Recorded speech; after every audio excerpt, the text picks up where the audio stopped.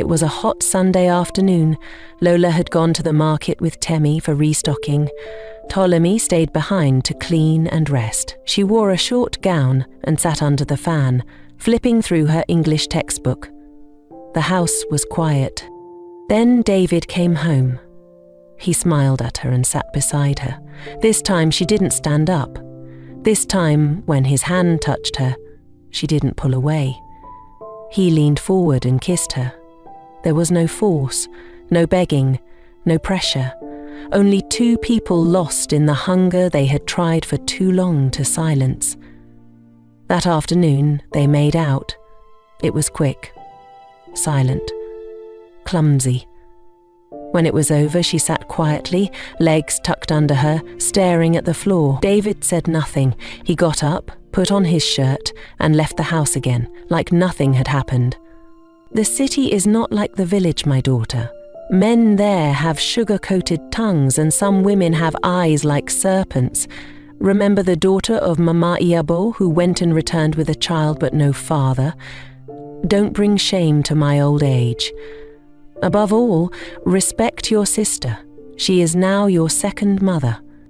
Those were Mama's words as she sat beneath the old mango tree with her 18-year-old daughter, Tolani. Her voice carried the weight of experience, her tone sharp yet laced with love. A leather box stood in their small mud house, already packed. Tomorrow was the big day. Tolani was leaving for Lagos. She had just finished her final secondary school exams and was full of dreams. A future in the city felt like a golden ticket out of poverty. Her elder sister and only sibling, Lola, had agreed to take her in. It was an opportunity many in the village could only dream of.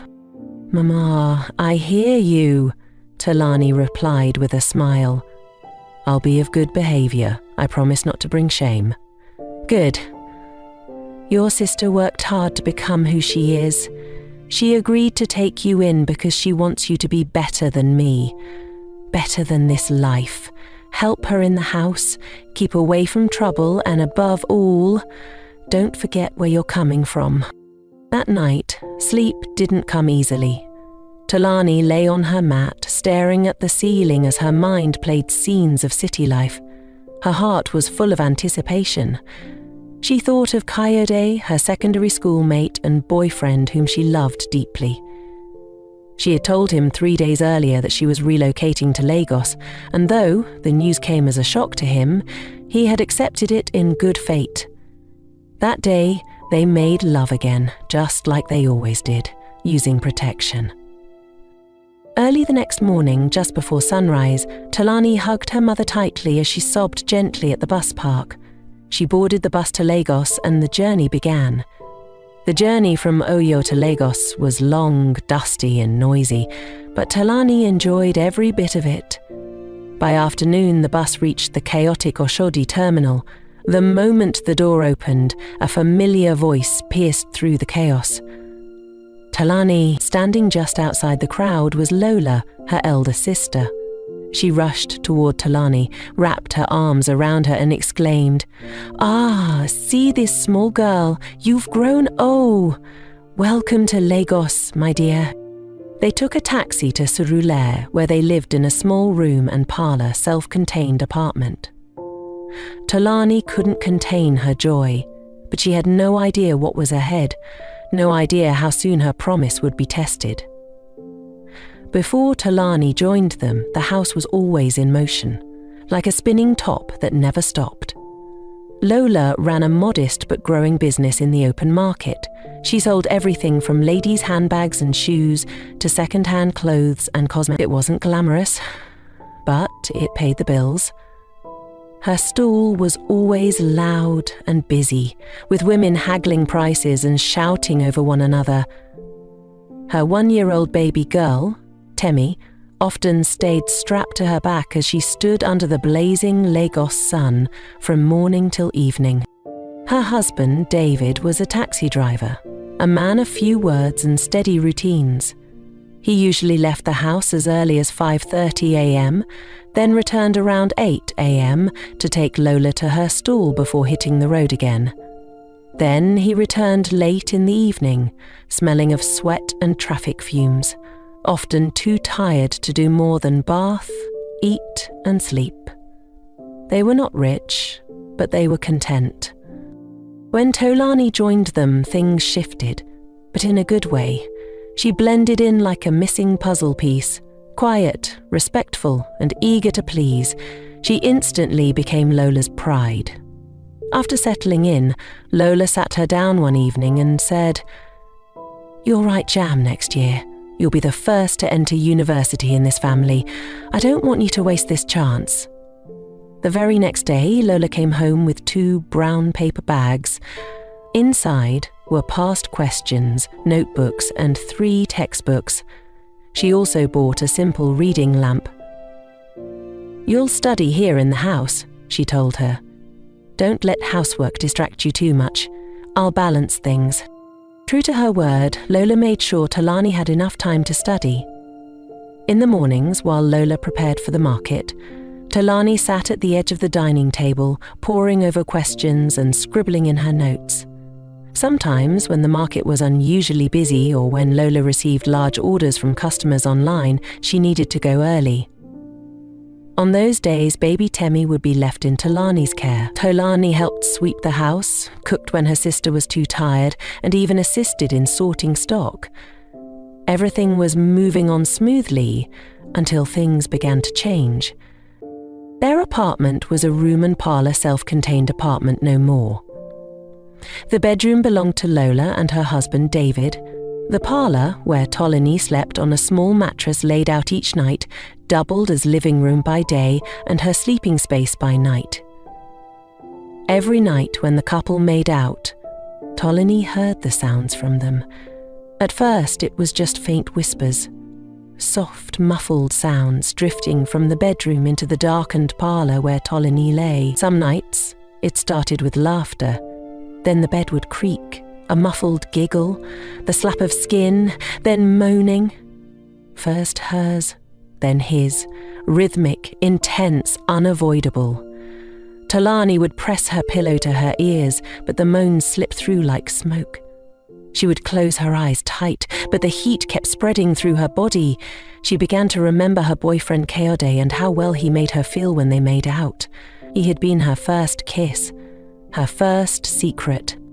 Now, hearing her sister moan and whisper her husband's name in the dead of night, something inside her stirred.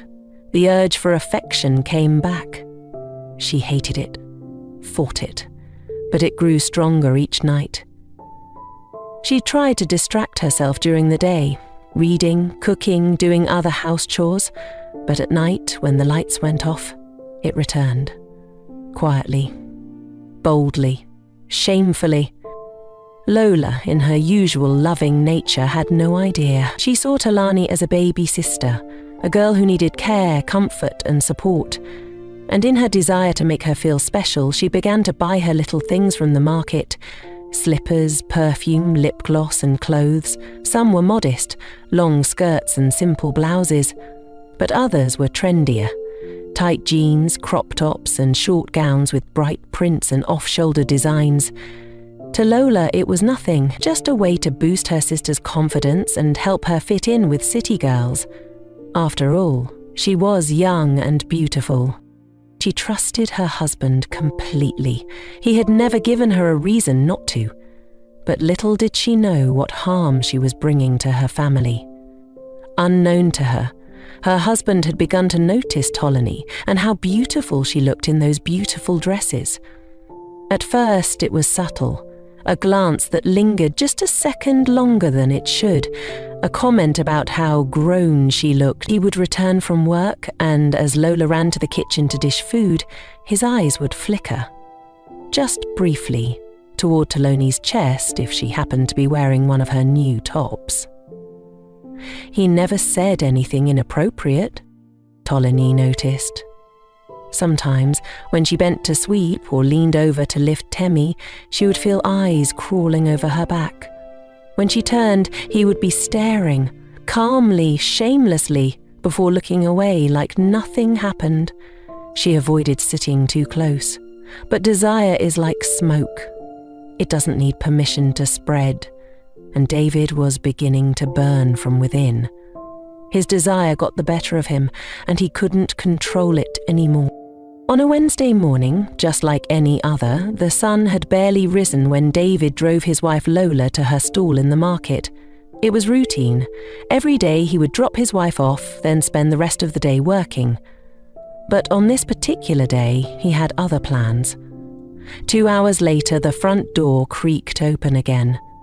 Tolian was in the kitchen, rinsing beans for moi moi moin when she heard footsteps. She wiped her hands and came out. "Welcome, sir.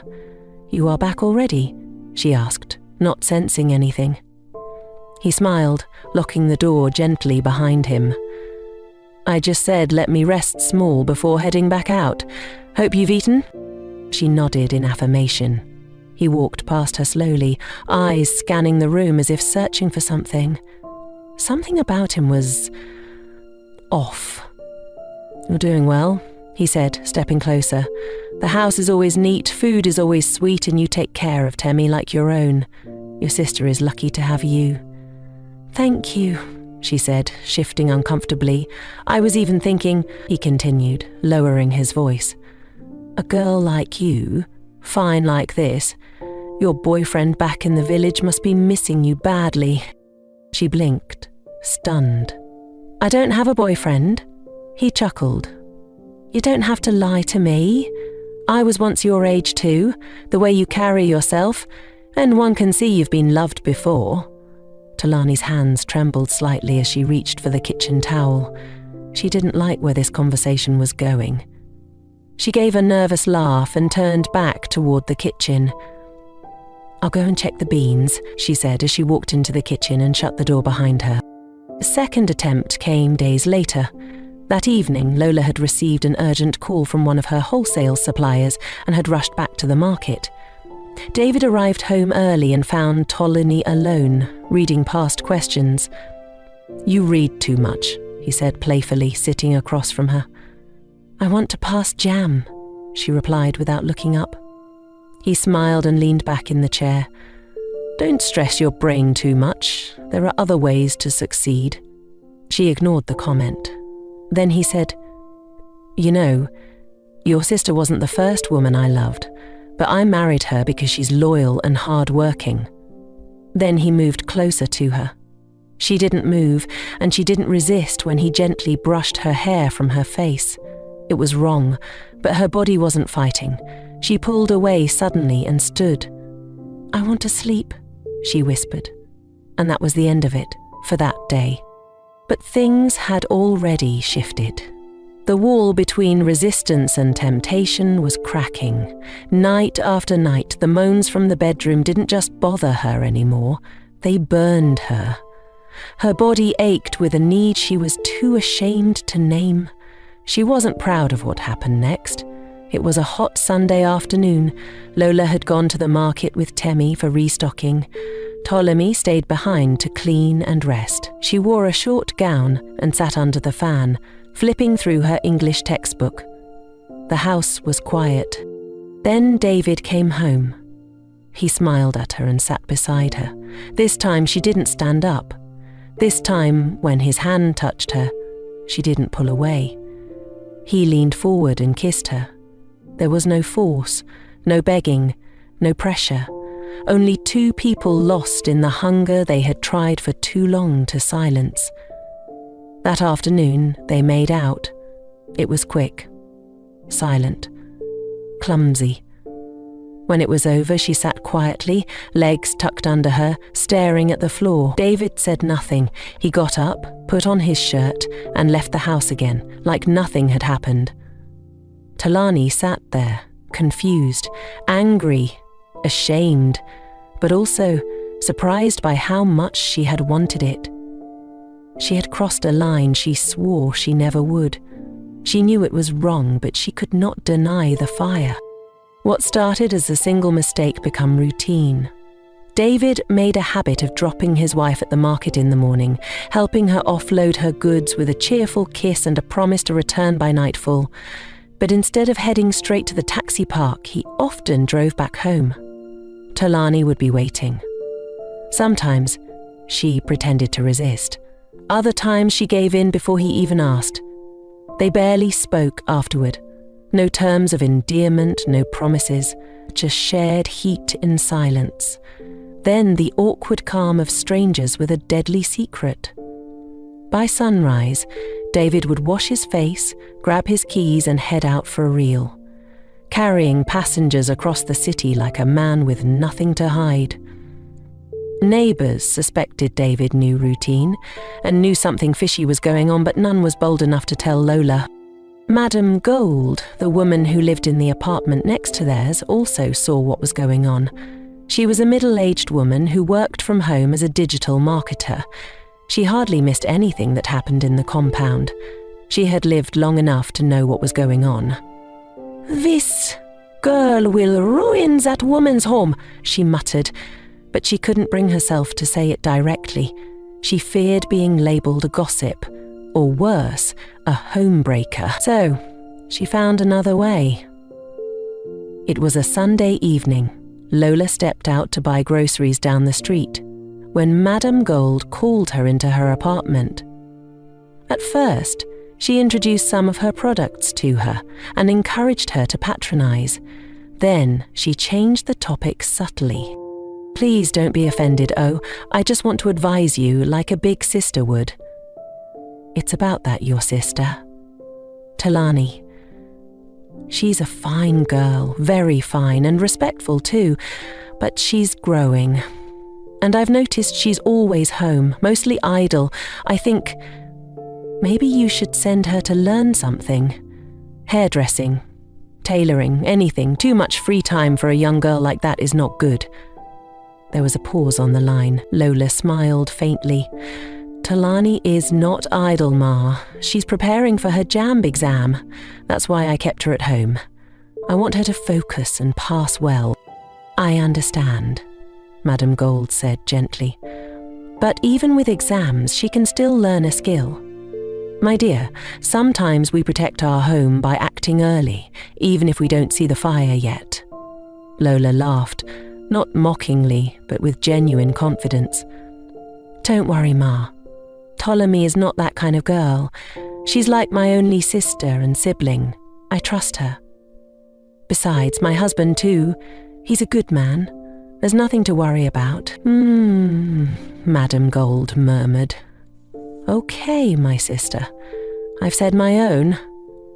Lola shook her head and smiled to herself.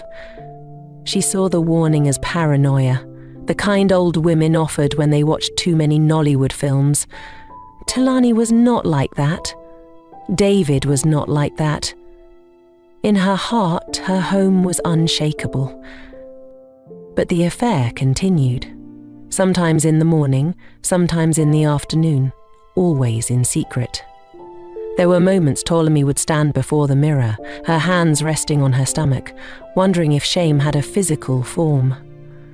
She still studied, still helped with house chores, still played with Temmie, but she was no longer innocent. She had become the very thing her mother had warned her about. Not with just any man, but with Uncle David, her own blood sister's husband. And the worst part? She had begun to crave it. Not the affection, not the companionship, just the forbidden touch. One fateful morning, about 4 months after their illicit affair began, Ptolemy began to feel sick and nauseous. At first she thought it was just malaria. She had woken up with a pounding headache and a bitter taste in her mouth. Her body felt weak, her appetite vanished, and her eyes looked dull. For days she tried to hide it, brushing it off as stress or tiredness. But the signs grew louder. She vomited in the kitchen sink one morning while washing plates, then again in the bathroom. The next morning, she collapsed in the sitting room. That was when panic set in. They rushed her to a nearby clinic. Lola held her hand tightly as the nurses attended to her, confusion written all over her face. David paced outside the door, his face tense, eyes darting about. When the doctor finally emerged, he asked to speak to them privately. "She's stable," he began, "but I believe you should prepare yourselves. Your sister is pregnant." For a moment there was silence. Lola blinked. What? What do you mean, pregnant? The doctor cleared his throat. She's about 6 weeks gone. David sat down slowly, pretending to process the news. Lola stood frozen, her mouth slightly open, eyes fixed on the doctor as though trying to decode a cruel joke.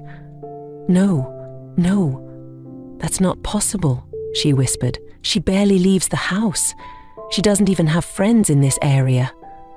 She'll need prenatal care, the doctor continued, unaware of the emotional storm brewing.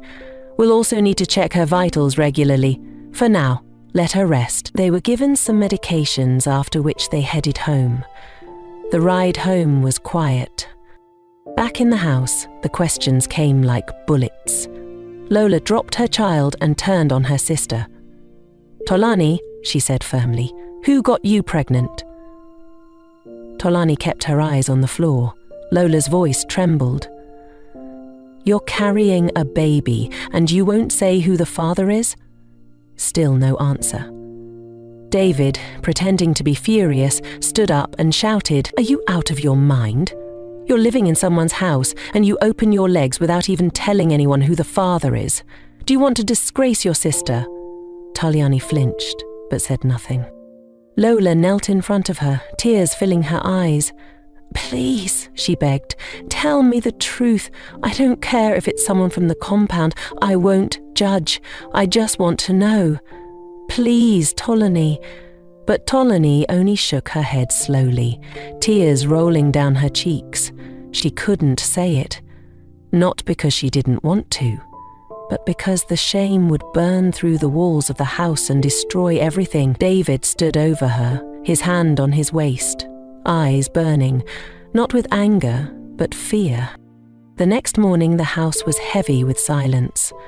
Lola, now emotionally drained, prepared quietly, strapped Temi to her back. Before leaving for the market, she sat beside Talani and said softly, If you change your mind and want to talk, I'm here. I'm not your enemy. Then she left. Not long after, the familiar knock came. David entered, locking the door behind him like always. But this time, there was no playful smile, no flirting. He sat beside Talani, who refused to look at him. You didn't say anything yesterday, he said in a low voice. Thank you. She still didn't respond. I know you're angry, scared, but please, don't ruin everything. Just say you don't know who did it, or make up a name, anyone, but don't say it's me. He leaned closer. I'll find a way around it. I'll even support you, give you money, anything. Just don't tell my wife. The next day, David waited until Lola left for the market, then told Tolani to get dressed quickly. He said it was for her own good, that this thing needed to be removed before it destroyed all of them. Ptolemy sat on the bed, clutching her stomach, afraid and unsure. You don't have a choice, he said, tossing her a scarf. You think your sister will ever forgive us if she finds out? Let's just end it. Her heart said no, but her mouth said nothing. She followed him. The clinic was on the outskirts of the city.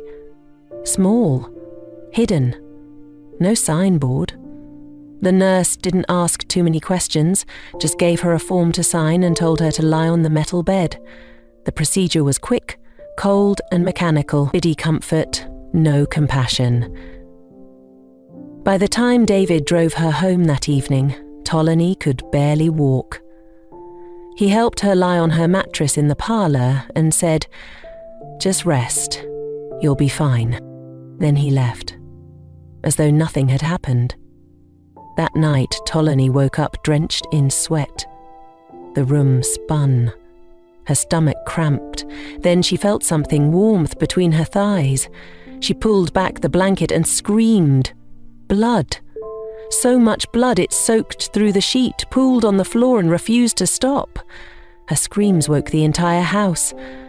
Lola rushed in, horrified at the sight before her. Jesus, what is this? Ptolemy, what happened? David, now awake, pretended to panic. He helped Lola wrap her sister in a wrapper. Within minutes, they were on their way to the hospital. Tolani's eyes fluttered open and shut as she slipped in and out of consciousness. At the hospital gate, just before they wheeled her in for emergency surgery, after Lola made a deposit of 200,000 naira, meant to restock her stall, Tolani reached for her sister's hand and whispered, "Sister." Lola bent close, eyes wide with fear. "Forgive me." "What are you saying?" Lola asked. "It was Uncle David," Tolani breathed. "He got me pregnant. He made me remove it. I didn't want to tell you. I'm sorry. And then she closed her eyes and passed out again. Lola stood there, stunned, the words echoing in her head like a slow explosion. Everything around her went silent. Her husband stepped back slowly, his face pale, his hands trembling. For a moment, he looked like he might speak. But then he turned and ran out of the hospital. Lola didn't chase him. She couldn't even move.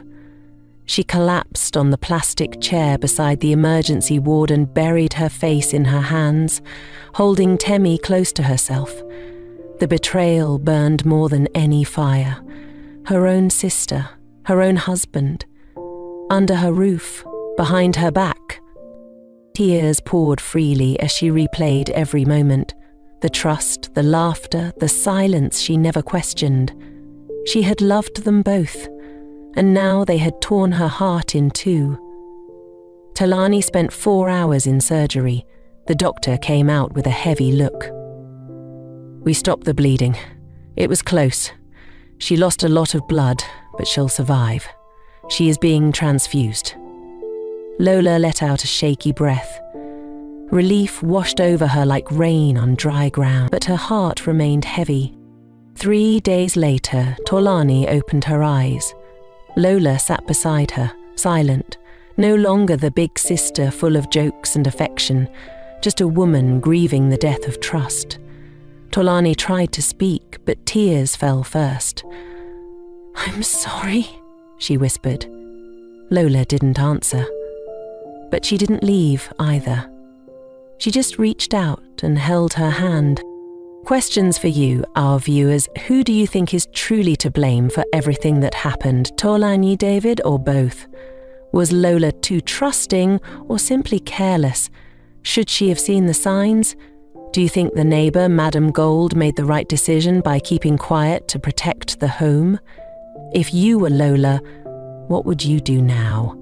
Walk away from both of them or forgive and rebuild? We'd love to read your thoughts and reflections, so don't hold back. Drop your answers in the comment section below. If you found this story powerful, please don't forget to like, subscribe, and turn on the notification bell so you don't miss part 2, coming very soon. Thank you again for watching. See you in the next one.